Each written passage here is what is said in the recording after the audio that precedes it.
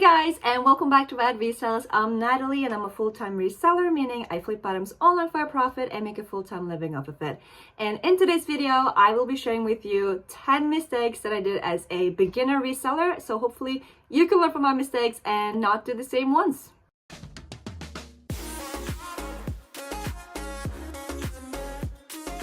Alright, so a little bit about me. I've been reselling for the past 2 years and I've been a full-time reseller for the past year and a few months. And little did I know that in the beginning I did a lot of very common mistakes that most resellers do when they first start out. So if you are a new reseller or thinking about becoming a reseller, definitely stay tuned and see if you're not doing the same mistakes that I did. Alright, so in no particular order, I'll be going over some of the most common mistakes that I did as a beginner reseller, starting with picking up what I would categorize as bad items, which is items with a low sell-through rate. So what is sell-through rate? We talk about sell-through rate a lot in our videos, and today I will be giving you the definition of it and also what it really means and how it can affect your sales. So sell-through rate is basically the amount of inventory sold within a certain time period as a percentage of the amount of inventory received within that same time period.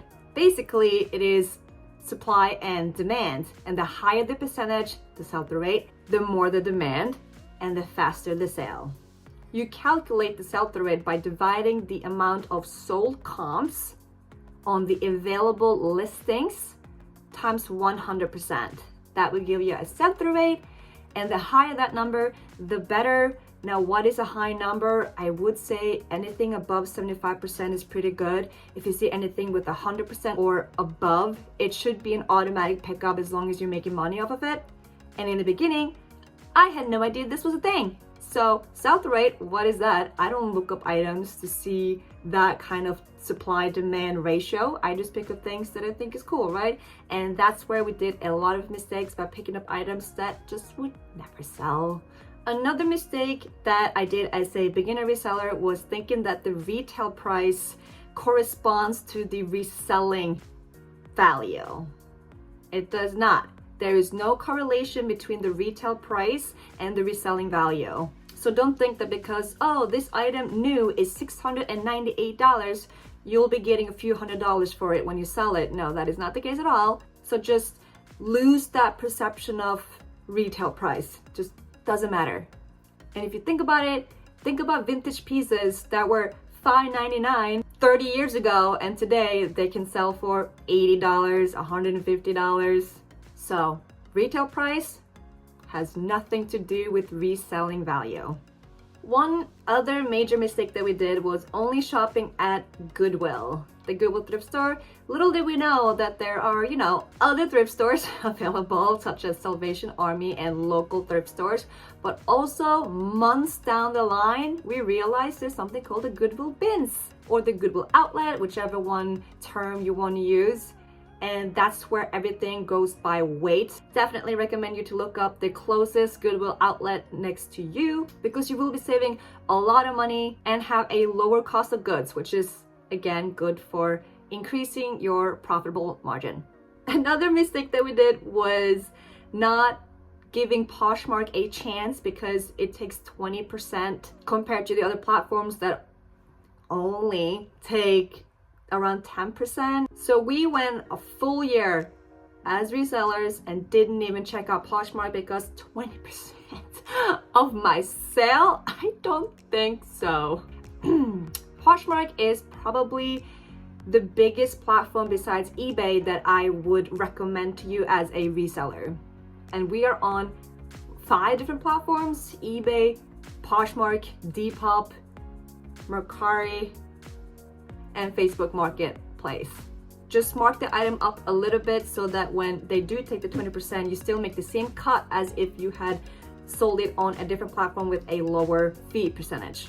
Another mistake that we did was with shipping. So we do the shipping ourselves besides Poshmark, because Poshmark doesn't allow you to do your own shipping labels. They provide it for you. As for the other platforms, you can choose whether you want them to provide a shipping label or you create your own shipping label, which we do. We basically only utilized polymailers, which is not the most cost-effective way of shipping. You should have different shipping packaging because some of them will be cheaper or more expensive depending on the situation, the weight, the size, and the location of wherever you're shipping the package to. I can do a whole video on shipping, so I'm not going to go too much into it right now, but just to give you a little rule of thumbs, this is for clothing, by the way, so I'm not going to mention boxes here. If it's below 1 pound, use a polymailer.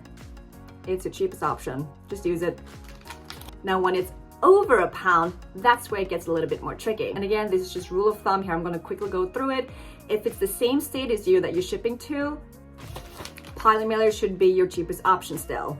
If you're shipping to a different state and it's over 1 pound, if you can fit it, use this. It's a flat rate envelope. Now, if you can't fit it into this one, because this one doesn't have that much space in it, because they know what they're doing, it depends on how far you're shipping your package.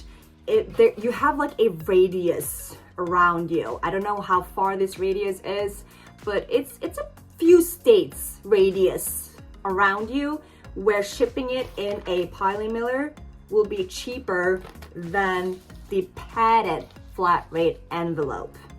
All right, but if it goes outside that radius, the padded flat rate envelope will be the cheapest option. But yeah, utilizing the flat envelopes, just the non-padded and the padded, definitely a game changer because we live in South Carolina and a lot of our sales go over to California, which is way outside our radius of being polymailer friendly when it's over 1 pound.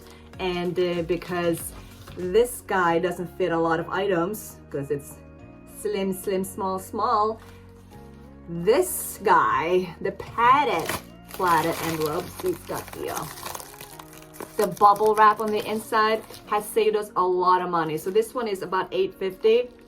If we were to use a polymailer and it's over 1 pound to California, it's like $10.30. $8.50, $10.30. We get these from Amazon, the polymailers, get them in different sizes. And for these guys, they're free. You just order them off of the USPS website.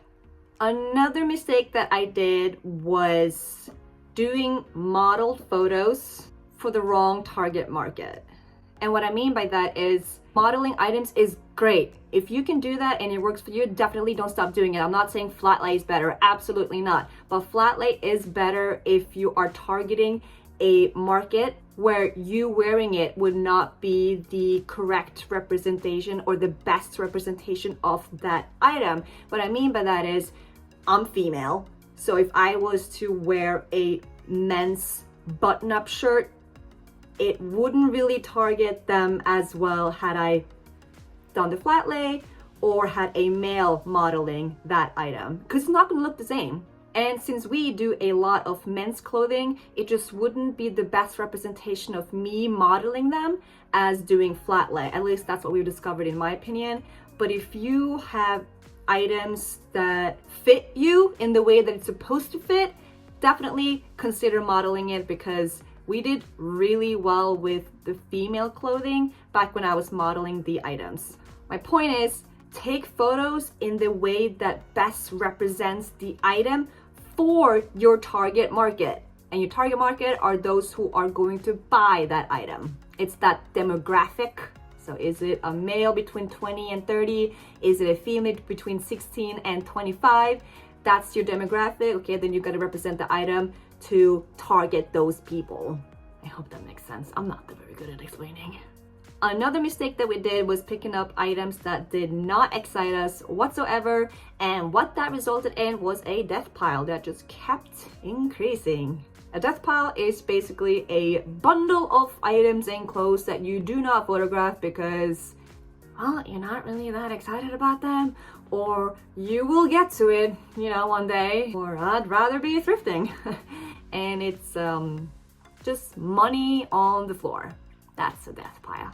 One other mistake that we did, which is very common, is not really utilizing SEO, which is search engine optimization, and we did not utilize the amount of letters accessible in the listing. The title I'm referring to mostly right now. I think you're allowed 80 characters on most platforms, and you should be using as many words as you can to increase the eyes on your listing, because that ultimately results in more sales because more people are seeing your listing. And in the beginning, we did not really do this. I specifically remember one Adidas athletic skirt that I had, and that was my title. Adidas athletic skirt. 3 words. And yeah, it didn't sell.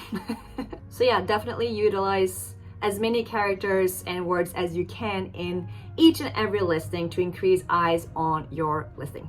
Well, another mistake that we did was believing too much into hype items or hype brands that you saw on social media.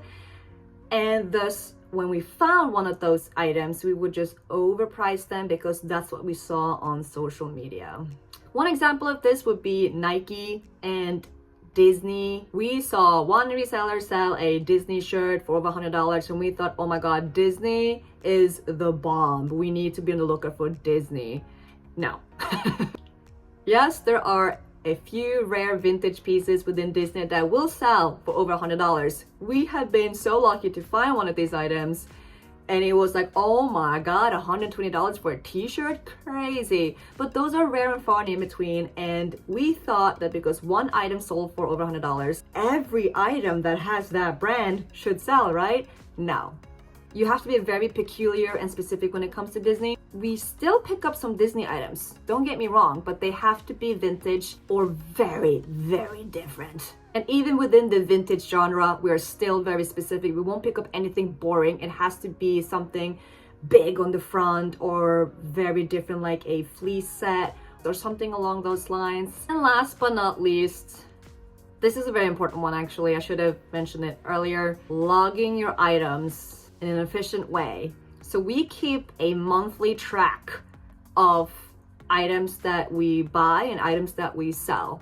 This way, at the end of the year, when you gotta do your taxes, because we do gotta pay taxes, you have a full overview of exactly how much you spent on your items, your inventory, how much you sold, how much you profited, how much you paid in shipping, and how much inventory you have left that are unsold, because that matters too. Also keep track of everything you buy that is for your reselling business, because they are write-offs at the end of the year. So if you buy a Rollo printer, write that down. If you buy a weight scale because you gotta do shipping, write that down. And all the supplies, the poly mailers, write it down. They're write-offs at the end of the year. Again, I'm not a tax person or anything like that, but definitely keep track of everything that you can with your reselling business. And in the first year that we did this, which was only like the last 5 or 6 months of the year, because we started in the summer, we didn't keep well track of this, and so it was very hard to do our taxes that year. And that pretty much sums up 10 mistakes that I did as a beginner reseller.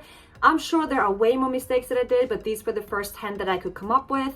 Even today, I still make mistakes, but every mistake that you do is part of your growth as a reseller. You learn from it. You never stop to learn as a reseller. If you think you know it all, I hate to break it to you, but you don't. There's always more to learn. There's always more growth. And don't be upset if you make a mistake or a bad purchase. You just learn something from it. Now you know, I'm not gonna do that again. Let me know in the comments what common mistake or mistakes you did as a reseller or that you currently are doing. I would definitely be interested in reading those. Other than that, thank you again for watching.